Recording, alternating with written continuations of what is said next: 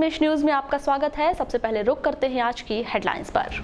स्व सहायता समूह रसोइया संघ ने किया धरना प्रदर्शन। 1.5 घंटे तक कलेक्टर कार्यालय के गेट पर करते रहे नारेबाजी। मंगलवार से नगर में प्रदर्शित होगी फिल्म पद्मावत। राजपूत समाज ने दी फिल्म के प्रदर्शन पर सहमति। समाज की बैठक में सुप्रीम कोर्ट के निर्णय का किया गया सम्मान। धर्ममय माहौल में संगीतमय श्रीमद् भागवत कथा का हुआ शुभारंभ। निकाली गई भव्य कलश शोभा यात्रा। पुष्प वर्षा कर शोभा यात्रा का किया गया स्वागत। नाबालिग बालिका का अपहरण कर दुराचार का प्रयास करने वाला युवक गिरफ्तार। दुर्लभ वन्य प्राणी पेंगोलिन के कवच की तस्करी में लिप्त आरोपी अशोक कुमार रामटेकर को न्यायिक रिमांड पर भेजा गया जेल। फरार आरोपी की वन विभाग कर रहा सरगर्मी से तलाश। और नियमित नहीं किए जाने से नाराज अतिथि शिक्षकों ने ली शपथ, नहीं देंगे बीजेपी को वोट। और अब समाचार विस्तार से। पद्मावत फिल्म को लेकर चल रहे विरोध के बीच जिला राजपूत क्षत्रिय सभा ने फिल्म को बालाघाट के सिनेमाघरों में चलाए जाने की अनुमति दे दी है। जिला राजपूत क्षत्रिय सभा ने यह फैसला सोमवार को आयोजित समाज की एक बैठक के दौरान लिया। समाज द्वारा आहूत की गई इस बैठक में सिनेमाघर के मैनेजर को भी बुलाया गया। बैठक में निर्णय लिया गया कि राजपूत समाज सुप्रीम कोर्ट के निर्णय का आदर करता है, जिसके चलते सिनेमाघरों में मंगलवार से फिल्म पद्मावत का प्रदर्शन किया जाएगा, जिसके पहले शो में राजपूत समाज के लोग फिल्म देखेंगे। शिव साई समिति एवं अंजलि ट्रेवल्स के संयुक्त तत्वाधान में साईं बाबा समाधि के शताब्दी वर्ष पर विविध धार्मिक कार्यक्रमों का आयोजन किया जा रहा है। इसी कड़ी में सोमवार को साईं पाल की यात्रा निकाली गई।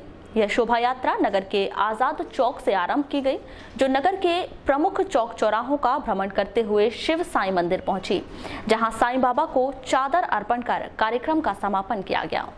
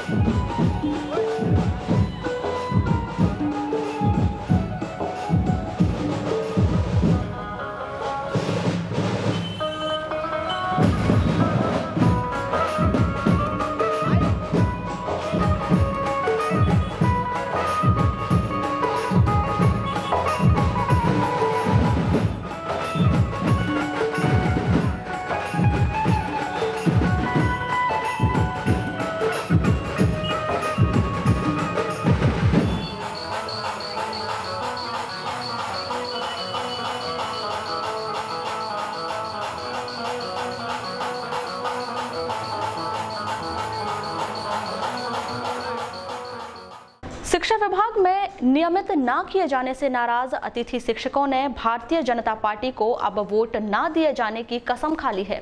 अपनी इस नाराजगी को व्यक्त करने के लिए सोमवार को संयुक्त अतिथि शिक्षक संघ जिला इकाई के सभी पदाधिकारी भारतीय मजदूर संघ कार्यालय में एकत्रित हुए, जहां उन्होंने एक बैठक का आयोजन कर बीजेपी सरकार को वोट न करने व अन्य लोगों को भी बीजेपी को वोट न दिए जाने का निर्णय लिया। साथ ही संघ कार्यालय में पंक्तिबद्ध खड़े होकर अपने माता पिता और आराध्य देवता को साक्षी मानते हुए बीजेपी को वोट न देने की शपथ ग्रहण की। शपथ ग्रहण करने के बाद अतिथि शिक्षक संघ ने नायब तहसीलदार मोनिका विश्वकर्मा को एक ज्ञापन सौंपा, जिसमें उन्होंने अतिथि शिक्षकों को नियमित किए जाने की मांग की। ज्ञापन के संदर्भ में की गई चर्चा के दौरान अतिथि शिक्षक संघ के पदाधिकारी रामचंद्र कालबेले ने बताया कि अतिथि शिक्षकों ने नियमितीकरण व मानदेय जैसे अन्य मांगों के लिए कई बार आंदोलन किया है, लेकिन सरकार द्वारा हर बार उन्हें आश्वासनों का झुंझुना थमा दिया जाता है, जिसके चलते संघ ने फैसला लिया है कि जब तक सरकार द्वारा उन्हें नियमित नहीं किया जाता, तब तक वे बीजेपी सरकार को वोट नहीं देंगे। नहीं हो जाता तब तक हम सब अपने परिवार रिश्तेदार और संबंधित व्यक्तियों एवं पड़ोसी गांव के व्यक्तियों क्षेत्र के व्यक्तियों को बीजेपी को वोट नहीं देने देंगे और न ही हम लोग देंगे। कसम है अपने माता पिता एवं आराध्यों की जय बालाघाट अतिथि शिक्षक संघ। शिक्षक लोग हम लोग नियमितीकरण की मांग को लेकर के ये ज्ञापन सौंप रहे हैं सरकार से। ठीक है, मैं अपने उच्च अधिकारियों तक आपका हम चाहते हैं कि आपके माध्यम से जो बात है, हमारी बात जो है वो सरकार तक पहुँचे। आशा है आप हमारी जो मांगों को पहुँचाएंगे।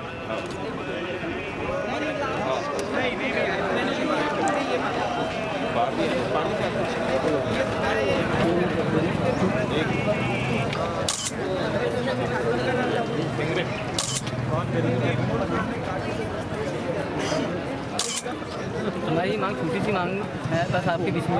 और आज मानदेय की बात किया जाए तो 150 रुपये 100 रुपये मजदूर के हिसाब से भी दिया जाता है हमें। और ये मांगों के बाद सरकार अमान्य करती जाती है। जब से बात आती है हमारी लड़ाई की, सरकार इस बात से टालती है कि वो ठीक आती है कि 150 रुपये में ठीक होता है। क्या आप बताइए कि 150 रुपये ज़्यादा कम बात है भैया, बाकी लोग आगे। मैं बालाघाट से रामचंद्र कालवेले अतिथि शिक्षक हूँ। जो बीजेपी गवर्नमेंट के द्वारा जो पिछले 9 से 10 साल के तक के जो अतिथियों का जो शोषण हो रहा है, मानसिक रूप से भी शोषण हो रहा है, आर्थिक रूप से भी शोषण हो रहा है, उसके खिलाफ में हम लोगों ने जो है आज इस स्थिति पर पहुंच गए हैं कि इस बीजेपी सरकार का विरोध हमको बार बार करना पड़ रहा है। कईयों बार हो गया हमको विरोध करते हुए, जिला स्तर पर, ब्लॉक स्तर पर और प्रदेश स्तर पर। भोपालों में भी बहुत से आंदोलन हुए और आज तक के प्रदेश सरकार के द्वारा हमको मात्र आश्वासनों का झुंझुना पहनाया गया है, झुंझुना जो है पकड़ाया गया है। कई बार मानदेय जो है दुगुना करने की बात कही गई, लेकिन उससे भी मुकरा गया है सरकार के द्वारा। और हमारी मात्र एक ही मांग थी कि हमारी जो है हमको नियमितीकरण किया जाए, लेकिन आज तक के गवर्नमेंट जो है नियमितीकरण की ओर कोई कदम नहीं बढ़ाई है। कभी 25% की बात करके हमसे पल्ला झाड़ लेते हैं, कभी हम दुगुना कर देंगे, 500 करोड़ रुपए हमने बजट में पास कर दिया है, ऐसा करके वो जो है आश्वासन देते हैं, लेकिन यथार्थ और ज़मीनी स्तर पर कोई बीजेपी की सरकार के द्वारा हमारे लिए कार्यक्रम निश्चित नहीं किया जा रहा है। और हमारी आक्रोश इतनी स्थिति तक बढ़ गई है कि हमारे अतिथि साथी कई तो मरने मिटने के लिए तैयार हैं। तो हम सरकार की ओर यही अपनी बात पहुंचाना चाहते हैं कि अतिशीघ्र हमको नियमितीकरण करें, वरना हम अतिथि जो है अब अपने परिवार के सहित, रिश्तेदारों के सहित, दोस्तों के सहित, गांव वालों के सहित अब बीजेपी के खिलाफ में वोट डालने के लिए, प्रेरित करने के लिए और चुनाव प्रचार करने के लिए हम आज मजबूर हो जाएंगे। और हमारे पास अब दूसरा कोई रास्ता भी नहीं है कि हमारा जो 9 साल से 10 साल का जो शोषण हुआ है, उस शोषण को हम भूलने वाले नहीं हैं। जब तक हमारी नियमितीकरण न हो, हम बीजेपी सरकार को कोई सपोर्ट नहीं करेंगे। और हमारी मांग जो है बीजेपी सरकार इतना अतिशीघ्र मान ले तो अच्छी बात है, वरना एक स्तर से नहीं, हर स्तर पे हम बीजेपी सरकार को अपना जवाब देने के लिए हम आज जो है तटीबद्ध हो गए हैं और कसम खा ली। कोतवाली पुलिस ने जिला बदर के आदेश का उल्लंघन कर एक शातिर और आदतन अपराधी को सरेखा बाईपास रोड पर चाकू के साथ गिरफ्तार किया है। गिरफ्तार जिला बदर योगेश उर्फ भंगी लिल्हारे को जिला जेल भिजवा दिया गया है। इस अपराधी को 1 साल के लिए बालाघाट, सिवनी, मंडला और डिंडौरी जिले से जिला बदर कर दिया गया था। फिर भी यह अपराधी आदेश का उल्लंघन करते हुए 5 फरवरी को चाकू सहित सरेखा बाईपास रोड पर देखा गया। इस पर उसे गिरफ्तार कर जेल भिजवा दिया गया है। भारतीय स्वसहायता समूह रसोइया संगठन द्वारा अपनी प्रमुख मांगों को लेकर धरना प्रदर्शन किया गया।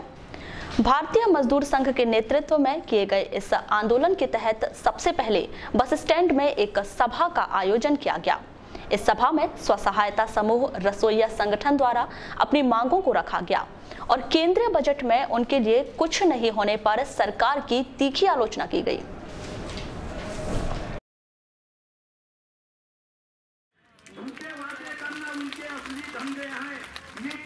मीठा जहर मीठे वादे करते हैं, अरे मीठी बातें मीठा जहर मीठे वादे करते हैं। हम अपनी एकता की ताकत उन्हें बता दे कि हम अपनी एकता की उन्हें ताकत बता दे। बहुत बहुत धन्यवाद राजकुमार जी। और आपने अपने विचारों को रखा। पहले बहुत तकलीफ देते हैं जिंदगी उसी को आजमाती है जो हर मोड़ पर चलना जानते हैं। कुछ पाकर तो हर कोई मुस्कुराता है, कुछ पाकर तो हर कोई मुस्कुराता है, पर जिंदगी उसी की है जो सब खोकर भी मुस्कुराना जानते हैं, जो सब खोकर भी मुस्कुराना जानते हैं। आज इतनी तकलीफ में भी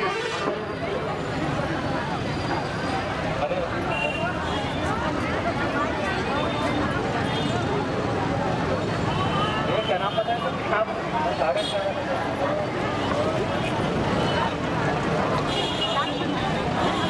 भाई रामलाल जी, आप राजीव राज से आए हैं। मैं आपसे निवेदन करता हूँ समय को देते, क्योंकि अपने को रैली प्रदर्शन चक्का जाम भी करना है, कलेक्टर कार्यालय का घेराव करना है, जिला पंचायत का भी घेराव करना है, चाहे कुछ भी हो जाए। इसके बाद प्रदर्शनकारियों ने एक रैली निकाली। यह रैली शहर का भ्रमण कर जिला पंचायत पहुंची, जहां इनके द्वारा जमकर नारेबाजी की गई। प्रदर्शनकारियों के इतने बड़े हुजूम को देखकर जिला पंचायत की मुख्य कार्यपालन अधिकारी मंजूषा राय यहां पहुंची और उनका ज्ञापन लिया।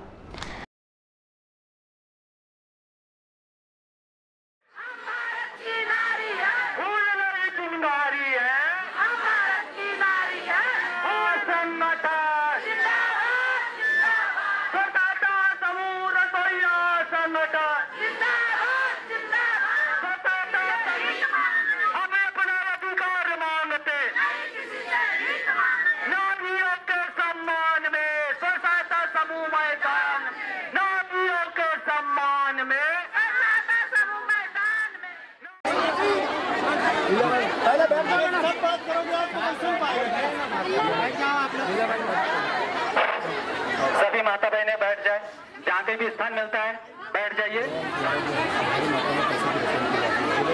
और इस बात को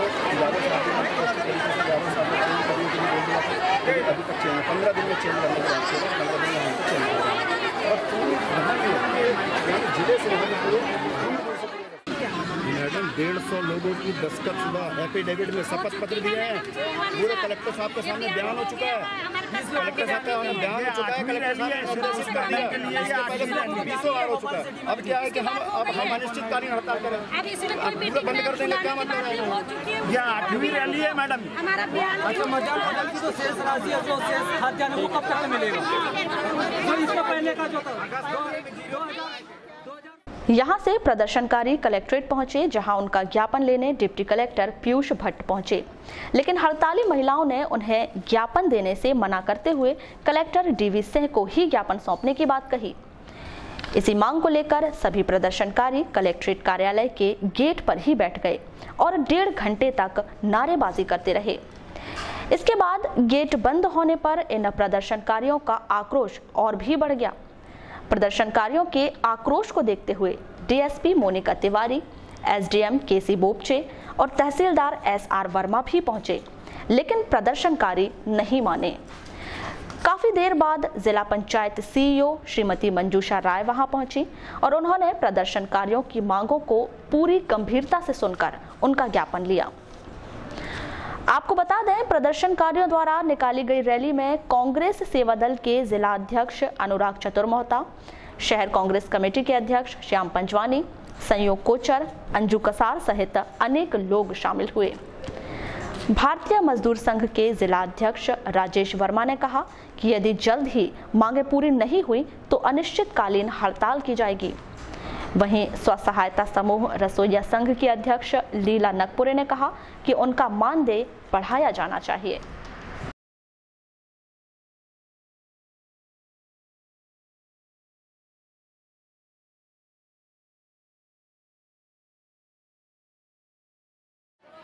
मध्याह्न भोजन शासन की गाइडलाइन के मुताबिक एक दिन भी बंद नहीं हो सकता। एक आप लोगों को पूरी ईमानदारी से मध्याह्न भोजन पे ध्यान देना है। जो 1000 रुपए का मुद्दा है वो तो शासन का मुद्दा है। 65% उपस्थिति के लिए मैं बोलूँगी, सुनाई दे रहा है?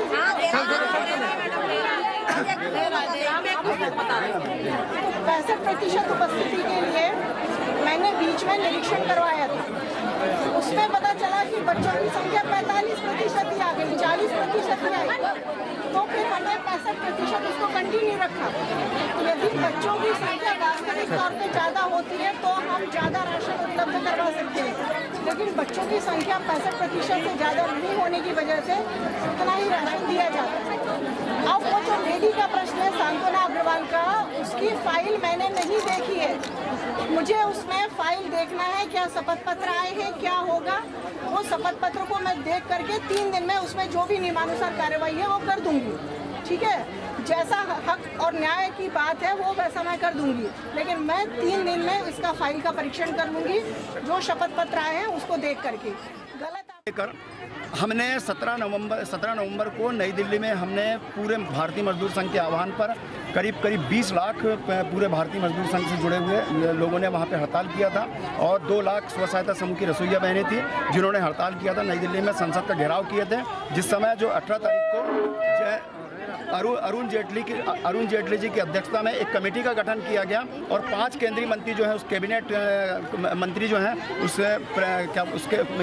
उसमें है, कमेटी में है, और उस कमेटी ने स्व सहायता समूह की रसोइया बहनों को सामाजिक सुरक्षा के दायरे में लाने की बात कही थी। उन्होंने प्रस्ताव जो है वो केंद्र शासन के पास में भिजवा दिया है, और ये जो है आगामी जो अभी बजट में इसको शामिल किया जाना था, लेकिन बजट में शामिल नहीं किया गया।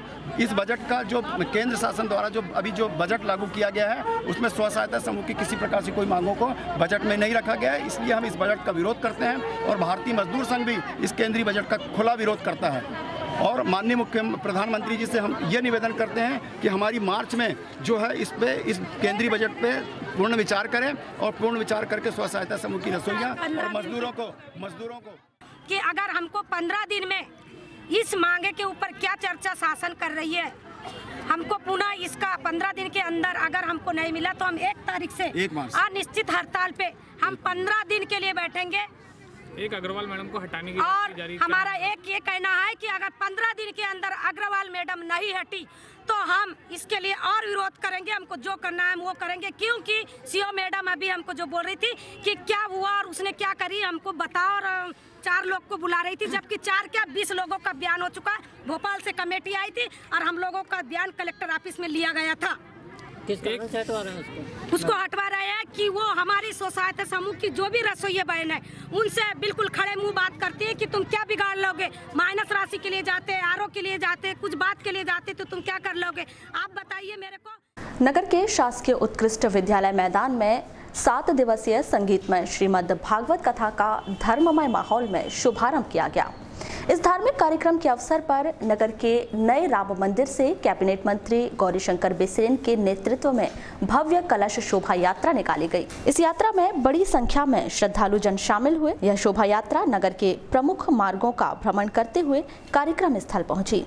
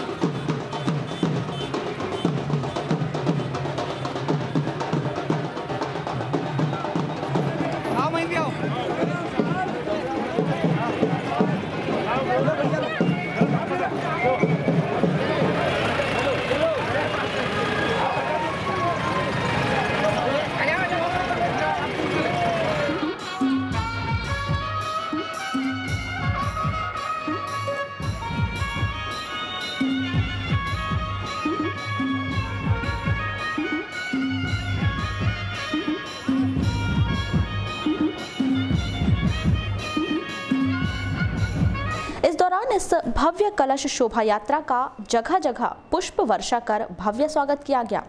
इस शोभा यात्रा में भगवान श्री कृष्ण की जीवंत झांकियां प्रमुख आकर्षण का केंद्र रहीं। इस शोभा यात्रा का समापन कार्यक्रम स्थल में किया गया। वहीं भागवत कथा महापुराण के वाचक पंडित विजय शंकर मेहता का मंच में भव्य स्वागत किया गया। इस अवसर पर उपस्थित श्रद्धालुओं ने कथावाचक श्री मेहता का आशीर्वाद प्राप्त किया।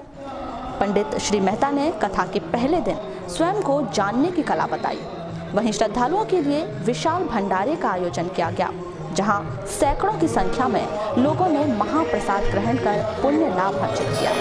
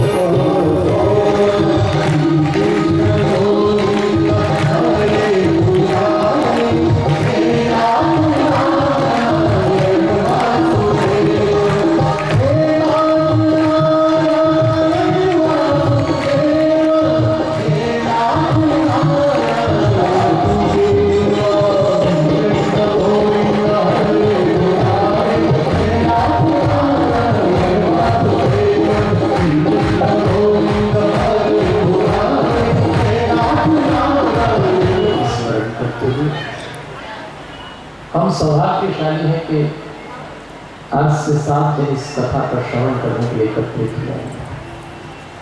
देवियों और सज्जनों, इस कथा के लिए लिखा गया है हरिओम स्वादु स्वादु पदे पदे। इसका अर्थ है कि इस कथा की प्रत्येक पंक्ति में अमृत जैसा स्वाद है। 4 शब्द है इसमें। भागवत, भ से भक्ति, ग से ज्ञान, व से वैराग्य और त से त्याग। इन चारों के प्रसंग इस कथा में आपको सुनने मिलेंगे।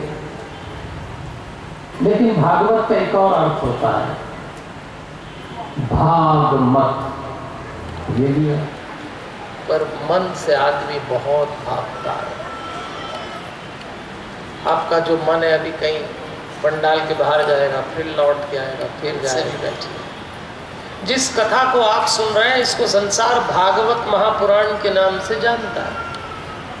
पहले भी सुनी होगी, बाद में भी सुनेंगे। देवियों और सज्जनों, कहते हैं कथा सुनने से मोक्ष प्राप्त होता है। भागवत के लिए तो कहा ही। कुछ लोग कहते हैं भागवत सुन लो तो पाप कट जाएंगे, कोई समझ रहा है भागवत सुन लो तो पुण्य बढ़ जाएंगे। एक 13 वर्षीय नाबालिग लड़की का अपहरण कर उसके साथ दुराचार का प्रयास करने वाले युवक गन्नूलाल कोड़ापे को गिरफ्तार कर लिया। उसे न्यायिक रिमांड पर उप जेल भिजवा दिया गया है। जानकारी के अनुसार यह नाबालिग लड़की उकवा बाजार जा रही थी। तभी रास्ते में सोनपुरी निवासी गन्नूलाल ने परिचित होने का फायदा उठाते हुए उसे साइकिल में बैठाकर जंगल की ओर ले गया, जहां उससे दुराचार का प्रयास किया। इस युवक की गलत नियत समझकर लड़की ने शोर मचाया और युवक का मुंह नोचकर भाग गई। घर पहुंचकर उसने अपनी मां को पूरी जानकारी दी, फिर रूपझर थाने में रिपोर्ट दर्ज कराई, जिस पर पुलिस ने इस 20 वर्षीय युवक गन्नूलाल कोड़ापे को गिरफ्तार कर अदालत में पेश किया। यहां से उसे न्यायिक रिमांड पर उप जेल बैहर भिजवा दिया गया है। यहाँ रुकेंगे एक छोटे से ब्रेक के लिए। ब्रेक के बाद भी जारी रहेंगी खबरें, बने रहिए हमारे साथ।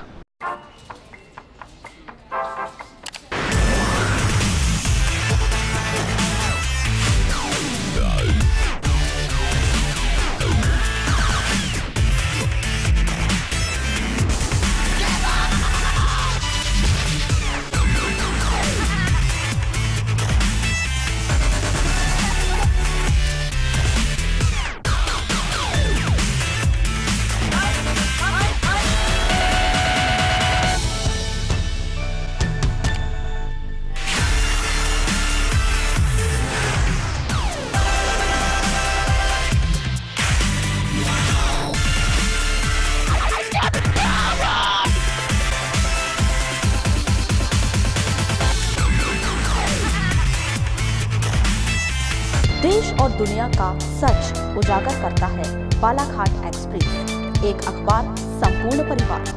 खबर चाहे कुर्सी की हो या अच्छे विचारों की या देश में हो रहे भ्रष्टाचार की, खबर चाहे विदेश की हो या आपके कैरियर की, बॉलीवुड ग्लैमर हो या व्यापार जगत की, व्यापारी से लेकर कर्मचारी तक, चाहे खबरें हो ग्रामीण क्षेत्रों की जैसे वाराणसी, लालबर्रा, लांजी, बैहर की, जिले की छोटे से लेकर बड़ी खबरों के लिए सच की तह तक जाने का जज्बा, Balaghat express and Padmesh media को। ब्रेक के बाद एक बार फिर आपका स्वागत है। बढ़ते हैं खबरों की ओर। जल संसाधन सर्वेक्षण संभाग बालाघाट में सोमवार को विदाई समारोह का आयोजन किया गया, जहां विभाग के 3 कर्मचारियों को सेवानिवृत्त होने पर भावभीनी विदाई दी गई। इस अवसर पर विभाग के कार्यपालन यंत्री श्री गहरवार सहित समस्त स्टाफ मौजूद रहा। इस विदाई समारोह में सहायक ग्रेड 3 लिपिक साजिदा बेगम, भृत्य श्री जामुन पानी और वाटरमैन रेणुका बाई को विदाई दी गई। इस अवसर पर सेवानिवृत्त लिपिक साजिदा बेगम ने कहा कि उन्होंने इस विभाग में 28 वर्षों तक अपनी सेवाएं दी हैं और सभी अधिकारियों का भरपूर सहयोग प्राप्त हुआ है।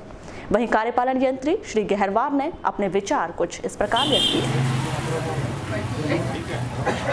और तीनों को हमने विदाई समारोह इस कार्यालय प्रांगण में दिया गया तथा उम्मीद की गई है एवं ईश्वर से प्रार्थना की गई है कि इनके आने वाला समय स्वस्थ एवं समृद्धि कारक रहे। इसी शुभकामनाओं के साथ हमने आज यह कार्यक्रम रखा।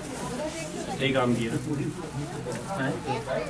हाँ, मेरे प्रथम नियुक्ति दिनांक 1990 का है। तभी से अधिकारियों से मुझे बहुत सहयोग मिला और सभी कर्मचारियों से मुझे बहुत सहयोग मिला। जी हाँ। लांजी में दुर्लभ वन्य प्राणी पेंगोलिन के कवच की तस्करी में लिप्त लांजी निवासी अशोक रामटेकर को जिला न्यायालय में पेश कर जेल भेज दिया गया। वहीं तस्करी के मामले में फरार एक अन्य आरोपी की तलाश वन विभाग द्वारा सरगर्मी से की जा रही है। आपको बता दें कि वन विभाग की टीम ने रविवार को लांजी में मुखबिर की सूचना के आधार पर आरोपी श्री रामटेकर को 5 किलो पेंगोलिन के कवच के साथ गिरफ्तार किया था, जबकि एक अन्य आरोपी अब भी फरार है। इस संबंध में डीएफओ देव प्रसाद ने बताया कि मुखबिर की सूचना के आधार पर लांजी से दुर्लभ वन्य प्राणी पेंगोलिन के 5 किलो कवच को बेचने की फिराक में एक व्यक्ति को गिरफ्तार किया गया है। वहीं एक अन्य व्यक्ति की तलाश की जा रही है। उसके पकड़े जाने पर और भी आरोपी सामने आ सकते हैं। वो जमीन के अंदर अपना घोंसला बना के रहती है और रात में ही घूमती है और इसको ये लोग क्या है पकड़ के ले जाके मारते हैं और उसका जो स्केल्स रहती है उसको निकाल के उसको बेचते हैं। कल ऐसा हमें एक मुखबिर द्वारा सूचना मिला था कि ऐसा एक जगह पे ऐसा स्केल्स का तस्करी हो रहा है और ये लोग है किसी व्यक्ति को बेचने के लिए कोई आदमी ढूंढ रहे हैं।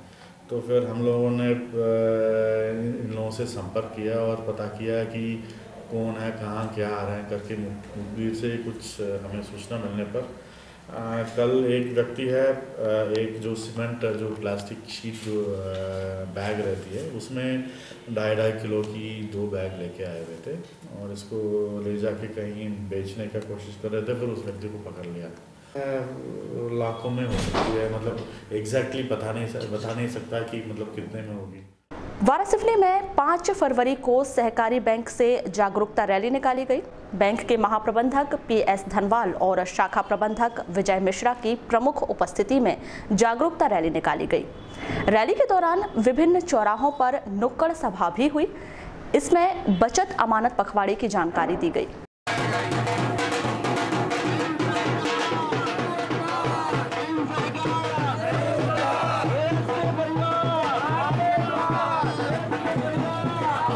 अपना अच्छा उद्गार राशि अपने को बचत के रूप में जमा करवानी है। बचत बैंक खोलने के लिए आपकी शाखा जो ब्याज की दरें हैं जो कि वर्तमान में अन्य बैंकों की तुलना में सबसे सर्वाधिक हैं, ये लोगों के बीच में हमने अपनी बात रखना है। दूसरी बात हम रैली के माध्यम से ये रखना चाहते हैं कि जिला सहकारी केंद्रीय बैंक भी वर्तमान में आधुनिक बैंकिंग की ओर तेज़ी से अपने कदम बढ़ा रही हैं। हम भी सभी जो सुविधाएं NEFT RTGS वो ग्राहकों को देने में सक्षम है। तो ये बात हमारी बात उनके बीच में रखना चाहते हैं ताकि लोग हमारी बात को जानकर हमारी ओर आकर्षित हो और हमारे यहाँ उनका जमा का निवेश करें। वारासिवनी के एसएसपी कॉलेज में छात्र नेता हरीश गुप्ता के प्रांत एसडीएफ सह प्रमुख बनने पर और प्रथम महाविद्यालय आगमन पर छात्र संघ द्वारा 5 फरवरी को स्वागत समारोह का आयोजन किया गया। इस कार्यक्रम में पूर्व प्रांत कार्यकारिणी सदस्य कीर्ति निर्मल, पूर्व प्रांत सहमंत्री मनीषा जायसवाल, छात्र संघ अध्यक्ष सुरतिका सिरसाम प्रमुख रूप से उपस्थित रहे। इन अतिथियों द्वारा एसडीएफ स्टूडेंट डेवलपमेंट फेडरेशन के बारे में विस्तार से जानकारी दी गई।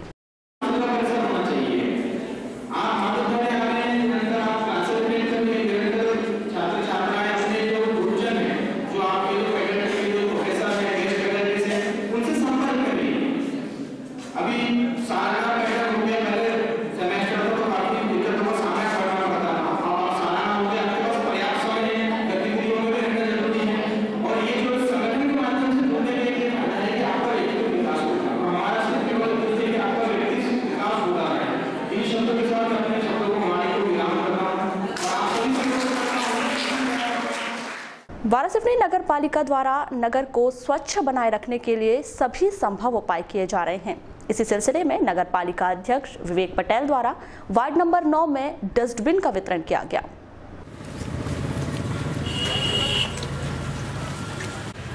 सर, आज ये बाल्टियों का वितरण किस योजना के तहत किया जा रहा है? आज नहीं, पिछले कुछ दिनों से लगातार शहर के सभी वार्डों में वार्ड पार्षद के साथ जाके हर घर में डस्टबिन देने का हमारा प्रयास है। उसी के तहत आज वार्ड नंबर 9 में वार्ड नंबर 9 की पार्षदा श्रीमती हमारी बुरक भाभी के साथ उनके वार्ड में हर घर में जाके हम लोग डस्टबिन बांट रहे हैं और लगातार प्रयास है कि हमारा वारासिवनी ग्रीन वारासिवनी रहे, क्लीन वारासिवनी रहे और स्वच्छता को बढ़ावा देने के उद्देश्य से हमने शहर में डस्टबिन लगवाए हैं। बुलेटिन के अंत में एक बार फिर नजर डालते हैं आज की हेडलाइंस पर। स्व सहायता समूह रसोइया संघ ने किया धरना प्रदर्शन, 1.5 घंटे तक कलेक्टर कार्यालय के गेट पर करते रहे नारेबाजी। मंगलवार से नगर में प्रदर्शित होगी फिल्म पद्मावत, राजपूत समाज ने दी फिल्म के प्रदर्शन पर सहमति। समाज की बैठक में सुप्रीम कोर्ट के निर्णय का किया गया सम्मान। धर्ममय माहौल में संगीतमय श्रीमद् भागवत कथा का हुआ शुभारंभ, निकाली गई भव्य कलश शोभा यात्रा, पुष्प वर्षा कर शोभा यात्रा का किया गया स्वागत। नाबालिग बालिका का अपहरण कर दुराचार का प्रयास करने वाला युवक गिरफ्तार। दुर्लभ वन्य प्राणी पेंगोलिन के कवच की तस्करी में लिप्त आरोपी अशोक कुमार रामटेकर को न्यायिक रिमांड पर भेजा गया जेल। फरार आरोपी की वन विभाग कर रहा सरगर्मी से तलाश। और नियमित नहीं किए जाने से नाराज अतिथि शिक्षकों ने ली शपथ, नहीं देंगे बीजेपी को वोट। तो ये थी अभी तक की खास खबरें। अगली न्यूज बुलेटिन के साथ फिर मुलाकात होगी, तब तक के लिए नमस्कार।